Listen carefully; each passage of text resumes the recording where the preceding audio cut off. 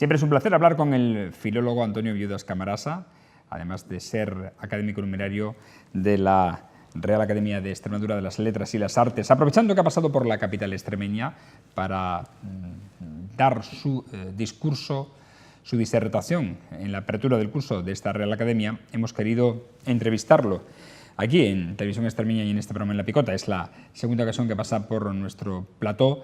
Bienvenidos, buenas noches, por cierto, a este espacio de diálogo y de entrevista en el que solemos destacar lo mejor de la vida y pasarlo por la actualidad de las cámaras en televisión. Antonio Viudas Camarasa, buenas noches, ¿qué tal? ¿Cómo está? Buenas noches, muy bien.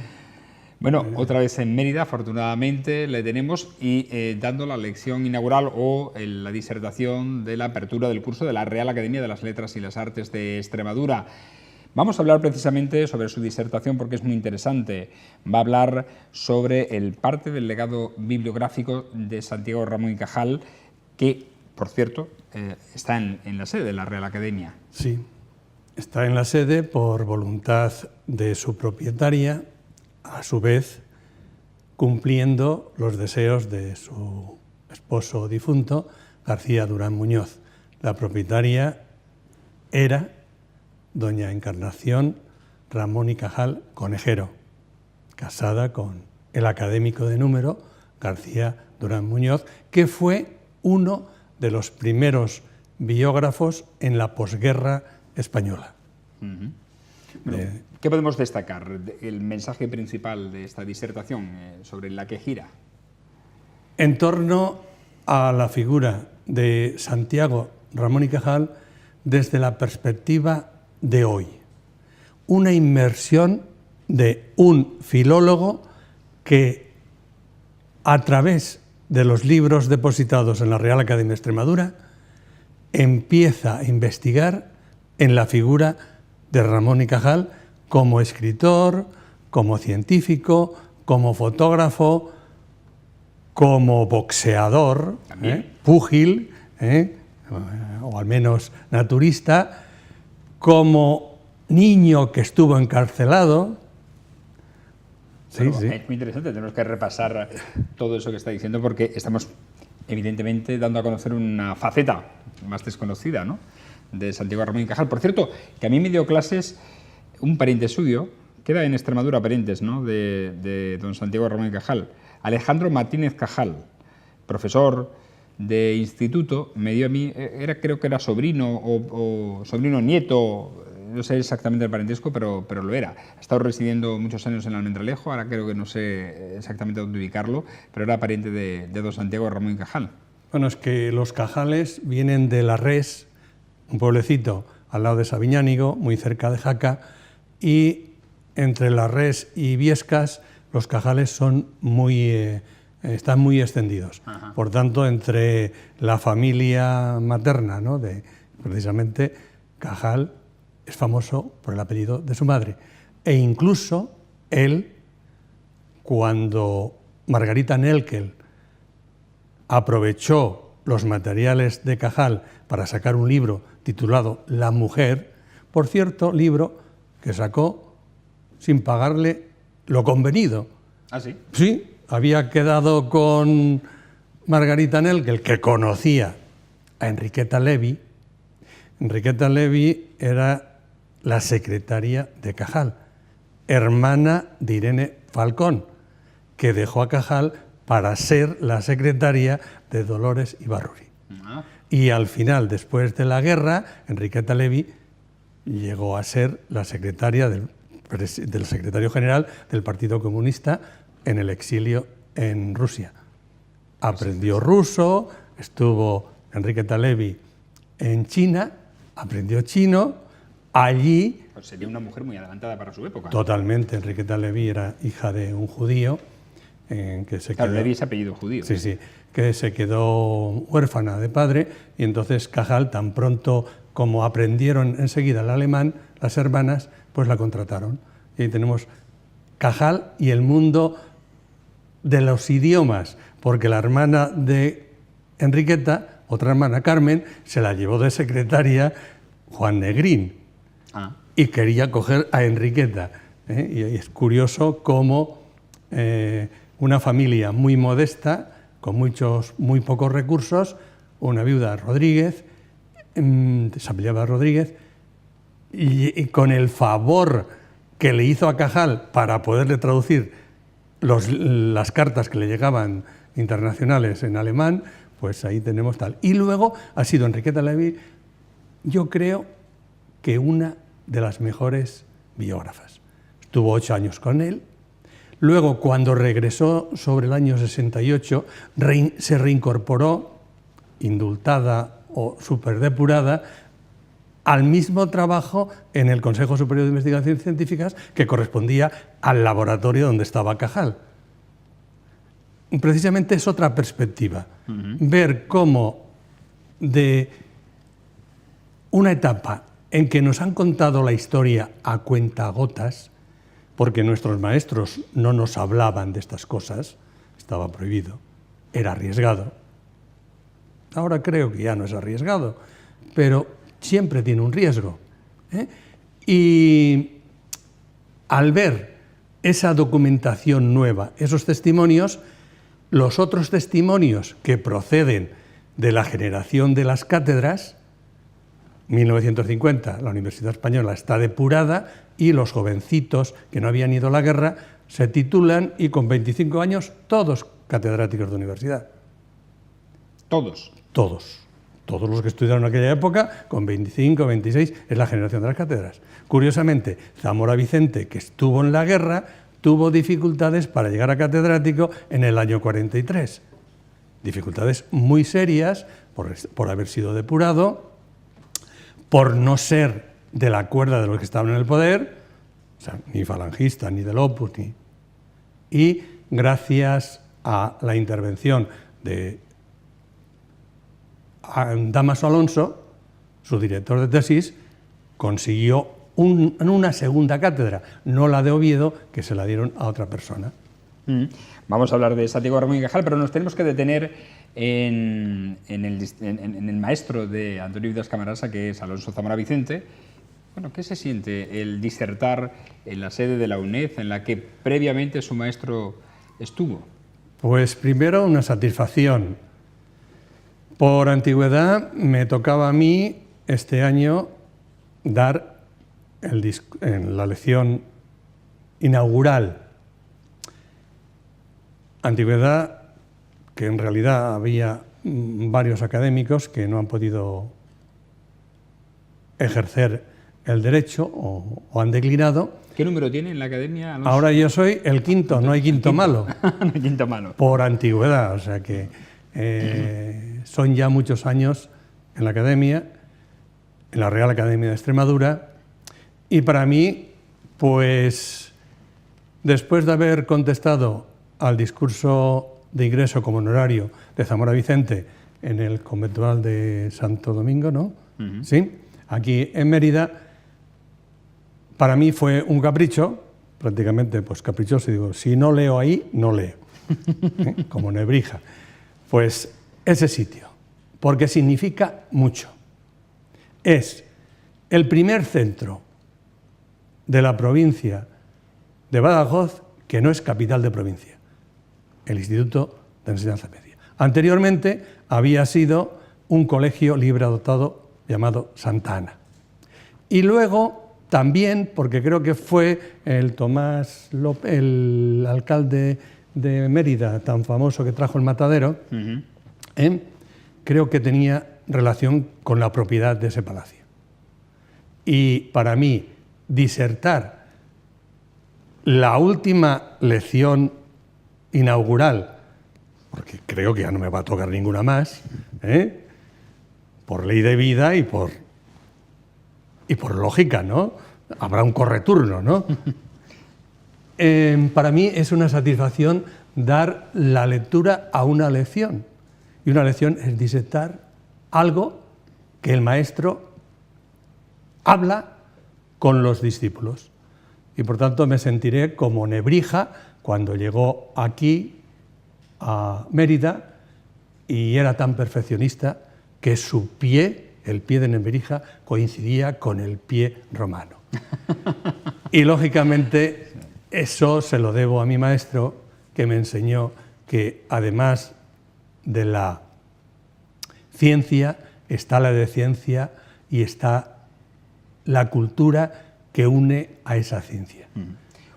¿Por qué ha elegido a la figura de Santiago Ramón y Cajal y concretamente su fondo bibliográfico de la Academia? Pues he elegido a Santiago Ramón y Cajal porque solamente le oí hablar a Zamora Vicente una vez, cuando Santiago Ramón y Cajal fue grabado por su maestro Tomás Navarro Tomás para el Archivo de la Palabra. Y tengo la intuición de que el ayudante de esa grabación fue Zamora Vicente. Uniendo a Zamora Vicente la Escuela Española de Lingüística, el gran maestro Ramón Menéndez Pidal, y la gran escuela de Cajal, la Escuela Cajal, como él decía, solamente se puede unir gracias a la Junta de Ampliación de Estudios y Pensiones, que presidió Ramón y Cajal. A partir de ahí dije, este tema es interesante. Luego, en las biografías de Zamora Vicente, en la última, de Mario Pedrezuela, ya se habla de los anti-institucionistas, anti-Junta de Ampliación. Leí a Enrique Suñer, leí las irregularidades que decían por envidias tendenciosas y dije... ¿Envidias tendenciosas? Sí, totalmente. Era una pugna entre la edad dorada de los liberales, católicos liberales, frente a los integristas, católicos integristas. Y ahí tenemos pues un mundo precioso. ¿Por qué Cajal, después de la guerra, dejó de ser Cajal y no tuvo esa preeminencia que tenía? Y García Durán y Laín Entralgo tuvieron que sacarla adelante. Pues a Cajal le ponen Patronato Ramón y Cajal, pero su escuela la depuran. La depuran. Y claro, ¿quién estaba al frente de del Consejo Superior de Investigaciones Científicas? Pues un anticajaliano, Alvareda, del Opus Dei. Bueno, tremendo, tremendo. Y ese aspecto me ha hecho ver que la confluencia de distintas perspectivas nos pueden dar una visión de la España actual que coincide con la época de Cajal en muchos periodos. Es decir, que se puede hacer un paralelismo. 1934, cuando muere Cajal, y hoy lo mismo. Curioso. Cuando muere Cajal, en el periódico aparece velatorio y entierro de Cajal en su casa, en su palacete. En el primer piso está expuesto y allí va Jacinto Benavente. Y en el mismo periódico se busca a la socialista, no sé qué adjetivo, Margarita Neckel, que está en Almendralejo. La Guardia Civil no ha dado con sus huellas. En el mismo periódico. Por eso esa es la nueva perspectiva que pretendo dar en esta sesión inaugural, que también es una reivindicación para que el legado Cajal que tiene la Academia en Trujillo, la Academia tenga los suficientes recursos para que no lleguen goteras y esos libros se pierdan. Porque de las dos partes que formaba la biblioteca... ¿Peligran? ¿O qué? Una ya ha peligrado. Estaba en el Palacete de Cajal y parece ser que se han conservado muy pocos libros. Pero hay que decir que hay pocas ocasiones en las que la Academia sale fuera de Trujillo, que es su sede natural para iniciar este curso. Precisamente en Mérida y coincidiendo con su disertación en un entorno en el que su maestro Alonso Zamora Vicente dio en 1941 su primera lección. 40. Pues ha sido un poco... él eligió para el discurso de ingreso como académico de honor Mérida. Evidentemente, una ocasión que a mí me toca por escalafón, o sea que no por dedocracia, sino por escalafón, ni por votación de esas democráticas, de esta nueva democracia que hay, ¿no? Sí, sí. Esa que se disería... Democracia mañada, vamos. Exacto, sí. Pues dije, o leo ahí o no leo. Bien claro, corro turno. Parece ser que le hicieron caso. Que me hicieron caso. ¿Qué bibliografía tiene la Academia de Santiago de Ramón y Cajal? Ya que Inventariados en como legado Cajal 1.200 libros. 1.200 libros. Pero a su vez está el legado García Durán, que se complementa mucho con muchos libros de filología popular, literatura oral y flamenco. Porque García Durán, además de haber trabajado toda su vida en una biografía excelente de Cajal para aquella época, algunos en el Faro de Vigo dicen que cuando un nieto se pone a biógrafo, hay que leer la capacidad del nieto para interpretar al abuelo. Y el nieto político de Cajal, aquí está que la mejor bibliografía fiable para mí ahora mismo es lo que hizo García Durán. Luego hay otros que dicen, y es que, señores, en la Editora Nacional de España, en 1945, con censura previa, bastante hizo con publicar lo que publicó. De hecho, cuando ganó el premio en Zaragoza, en 1952, en el centenario de su nacimiento, hubo problemas, creo, de censura, que el libro no se publicó hasta el 60. Y hasta que en una... Hasta el 60. Hasta el 60. 15 años después. 15, del 52 al 60, 10 años. 10.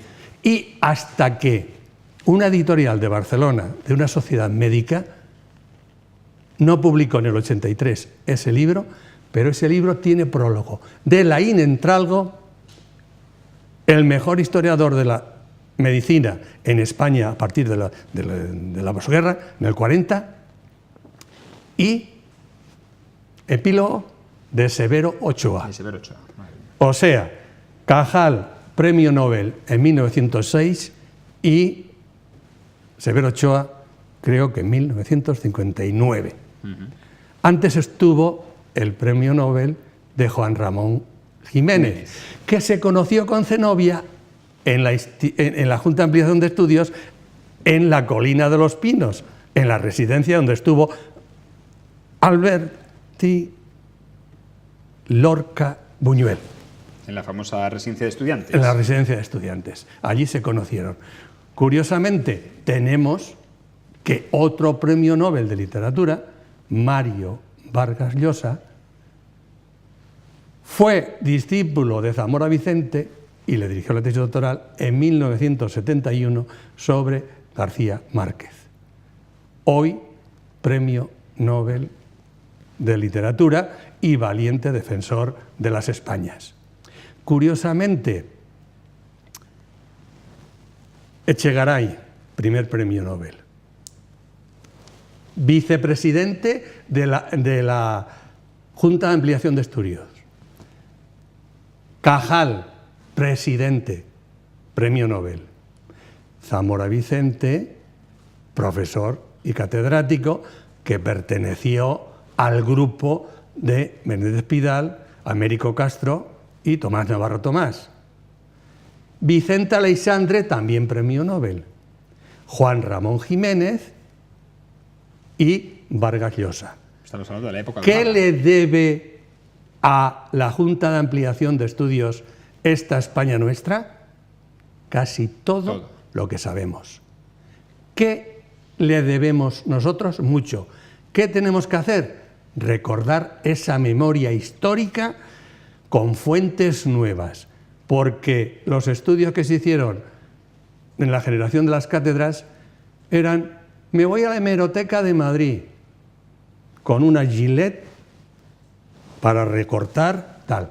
Hoy, gracias a la Biblioteca Nacional y a la digitalización que ya se está haciendo en la Diputación de Cáceres y la de Badajoz, de muchos fondos podemos tener ese periódico que le he citado con Margarita Nelkel, y Cajal al mismo tiempo a la altura de nuestro móvil o de nuestra tablet, o también a veces, si queremos tener problema de columna, de nuestro ordenador doméstico. ¿Y se podrá digitalizar alguna vez esos fondos bibliográficos de la Real Academia? Eso depende lo que quiera el poder extremeño. Si el poder ejecutivo extremeño aprecia la cultura, todo eso se puede digitalizar. Si el poder extremeño no aprecia la cultura, ya pasarán, pues pasarán, y mientras que esos libros no se los coman los ratones, debido precisamente a las posibles goteras, si no se mantienen los edificios institucionales, pues muy difícilmente se podrán digitalizar. Hoy por hoy me consta que están muy bien guardados, pero hay humedades en la Academia, en Trujillo, y se podría también mejorar el edificio para eliminar la lluvia en el patio central, como se ha hecho, por ejemplo, en la hospedería de Llerena. Por cierto, que se ha celebrado en Mérida, como decimos, esta disertación, esta apertura del curso, cuando creo que la última incorporación a la Real Academia ha sido también de un escritor que vive en Mérida, Jesús Sánchez Adalid. No, ¿No ha sido la última? No, la última ha sido de María Jesús Viguera Molins en Llerena. En Llerena. Bueno, en cualquier caso, de las últimas. Sí. Así es. Sí, Mérida ya tiene 2 académicos. ¿Con cuántos académicos de número cuenta la Academia ya? Pues de número son 25, pero como la parca no deja de trabajar, pues creo que ahora hay 5 vacantes y esperemos que los candidatos busquen buenos avales para llegar a ser académicos. Se necesitan 3 académicos que presenten a un candidato y luego amañar votos, conseguir la votación de la mitad más 1 del Pleno para llegar a numerario. A numerario. Lo fácil es presentarse, lo difícil es conseguir la unanimidad o la adecuación.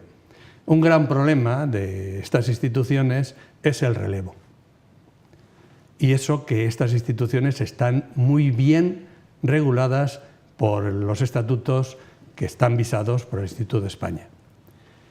Pero cualquier cambio estatutario puede generar cosas de lo más imprevisible. Pero hoy por hoy se necesitan los votos necesarios, 3 académicos de número que te avalen. Y luego suerte. Está bien utilizarlo, el verbo amañar, ¿no? La votación. Bueno, el muñir votos, yo soy un hombre coloquial, un hombre sencillo, un hombre del campo, hijo de campesino, y ¿qué importancia hay entre decir amañar y entre hacer las gestiones oportunas? Lo difícil...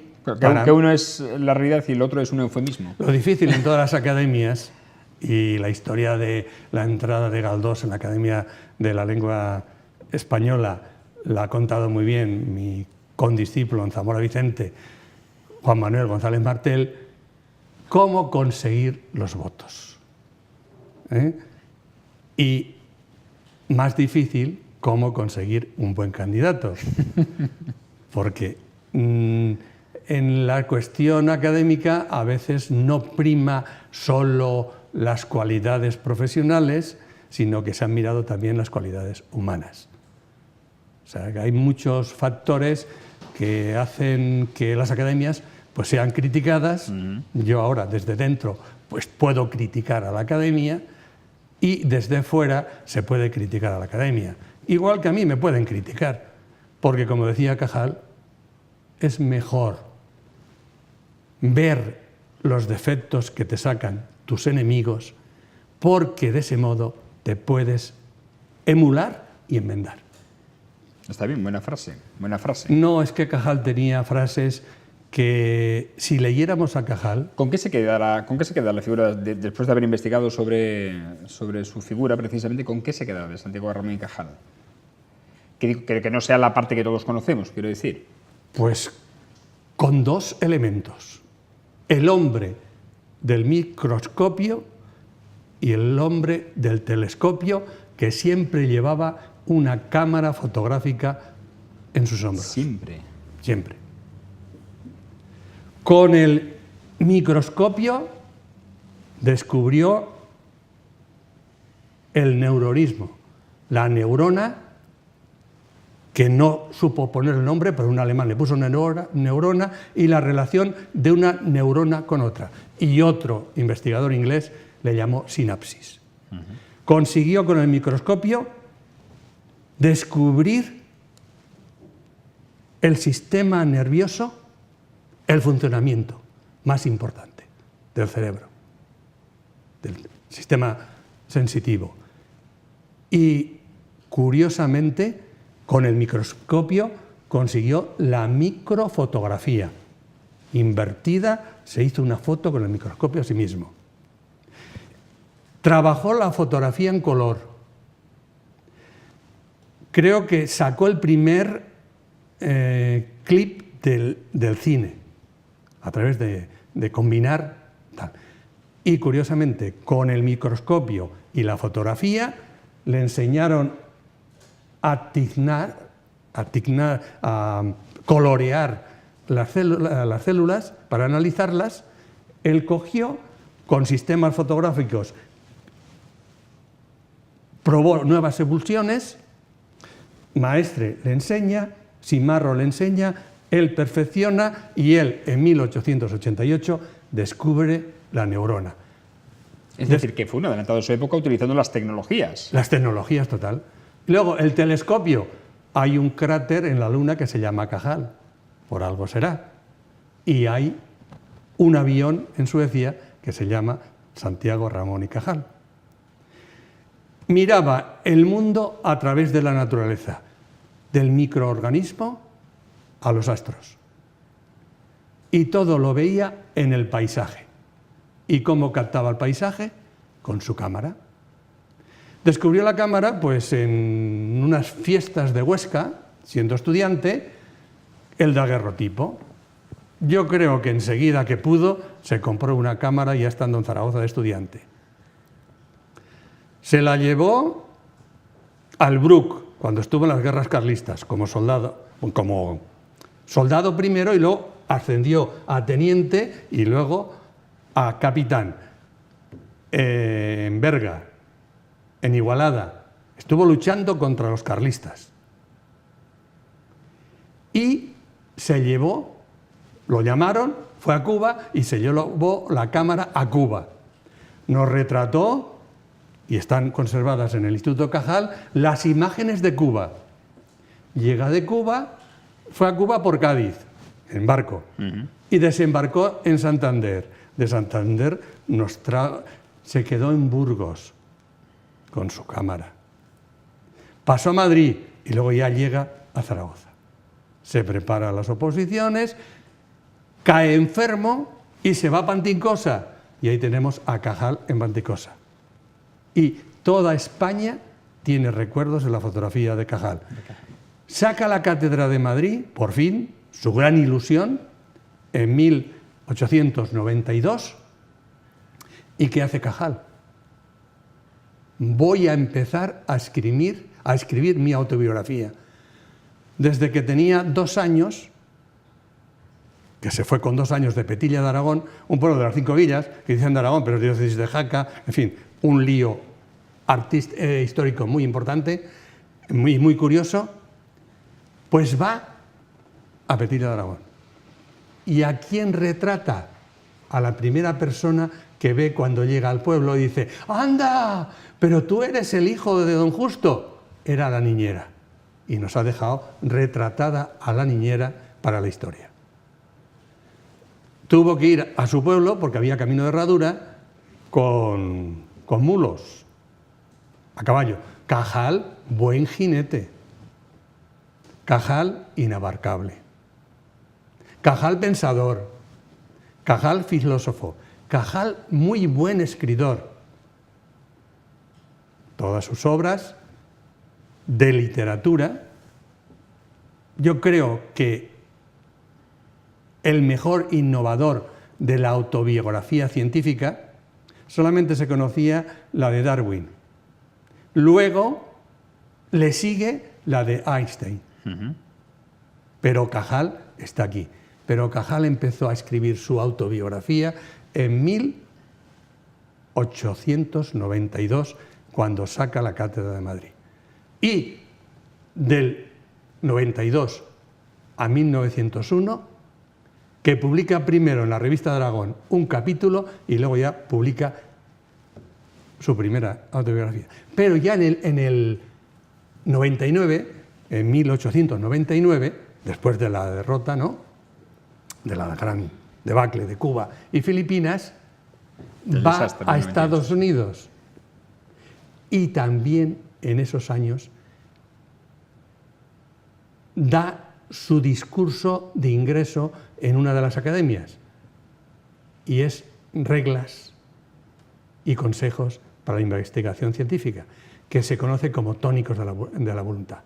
A partir es un hombre que ha cultivado las artes y las letras, aparte pintor, de la medicina, indudablemente. Claro. Tiene acuarelas extraordinarias con León Abadías, el profesor de dibujo, que al final su padre le obligó a ser médico, pero él quería ser pintor. Y como era mal estudiante, le hizo aprender el oficio de mancebo de botica y luego el oficio que conocía perfectamente de zapatero. ¿De zapatero? Sí, zapatero. En una zapatería de Huesca y en otra de Gurrea de Gállego. Y por cierto, había una noble que estuvo de cacería y a la hija de la noble le arregló los zapatos y como era buen dibujante, pues le adornó los botines con sus adornos y ya creó para el zapatero jefe un negocio extraordinario. Una colección extraordinaria. Bueno, pues ven ustedes cómo prácticamente es muy fácil entrevistar a Antonio Viudas Camarasa, porque solo hay que darle un pie y él rápidamente pues diserta fabulosamente. Nos ha ayudado a conocer mucho más la figura de Santiago Ramón y Cajal, que es el eje central de su disertación, del discurso, de la apertura de curso de la Real Academia de las Artes y de las Letras y las Artes, que este pasado viernes ha hecho en la sede de la UNED, de la Universidad Nacional de Educación en Estancia, en Mérida. Antonio Viudas Camarasa, un placer como siempre. Esperamos verlo en otra ocasión por aquí. Cada vez que vienes por un acontecimiento importante, o bien con Alonso Zamora Vicente, ahora con Santiago Ramón y Cajal, esta disertación del discurso de inauguración del curso. En fin, siempre hay... Con Zamora Vicente vine con un bagaje de toda la memoria oral de numerosos discípulos con los que tuve la suerte de hablar. Y con Ramón y Cajal he venido con el bagaje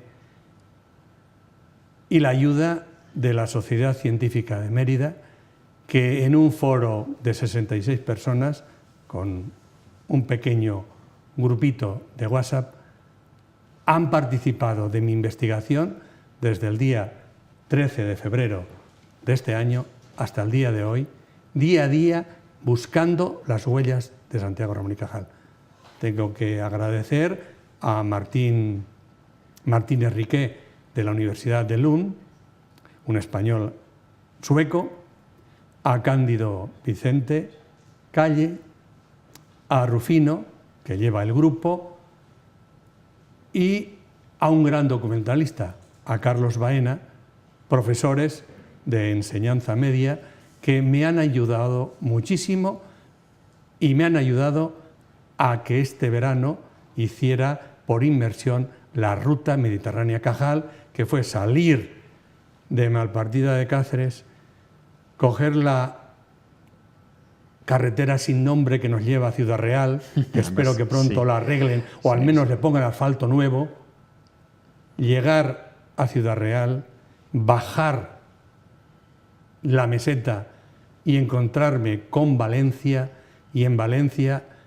aparcar en el Saler, visitar la Albufera, visitar toda la Valencia de Cajal, subir hasta Sagunto y de Sagunto empinadamente llegar a Aragón por Teruel, ver el Pilar, Zaragoza, el río arriba y río abajo, río Ebro, llegar a Valpalmas, de Valpalmas a La Litera, donde él estuvo de soldado carlista, en Lérida, Igualada, y de la comarca de La Litera a Ayerbe, de Ayerbe por los mayos de Riglos, San Juan de la Peña, llegar a Larrés, el pueblo de sus abuelos y de su padre, y dejar a un lado Viescas y Pantincosa y pasar por una carretera infame para llegar a Petilla, tener que dar la vuelta porque era una carretera intransitable y dar la vuelta por el pantano de Illesa, saludar al monasterio de Leire, llegar a Sangüesa, en Sos del Rey Católico y por fin Navardún y Petilla de Aragón. Buena y sentirme como que... Todo eso lo ha hecho en este verano. Este verano en un periplo de inmersión cajaliana, viendo los centros de documentación de Valpalmas y de Ayerbe. El de Petilla de Aragón no pude verlo porque la Diputación Foral de Navarra no tenía un empleado para verlo el día que estaba abierto además. Pues le agradecemos, como decimos, su presencia aquí en la Picota. Por cierto, un saludo al alcalde de Valpalmas, José Lafuente, que con el cura del pueblo nos agasajó perfectamente a unos torreznos con cerveza de Valpalmas. Y Valpalmas es muy importante porque allí vio por primera vez y se salvó de un rayo que cayó en la iglesia y que mató al cura. Sí. Y desde Valpalmas vio también el primer eclipse de sol, ¿no? Ajá. En 1860. En 1860, madre mía. Y lo recuerda Cajal. Antonio Viudas Cabrasa, gracias por estar aquí. Hasta la próxima ocasión, que tendremos seguramente otra en la que compartir no solo sus estudios, sino también sus vivencias, que son, lo hemos podido descubrir ahora con esa ruta sobre Cajal, muy intensas y muy importantes. Gracias. Muchas gracias. Y a ustedes agradecerles, como siempre, su atención, recordándoles que regresamos en la próxima edición de En la Picota, será ya el lunes, así que les deseamos un feliz fin de semana. Recuerden que estamos en las redes sociales, en Facebook, en Twitter, en YouTube y en Instagram, donde le informamos de lo que acontece prácticamente al instante. Buenas noches y sean felices.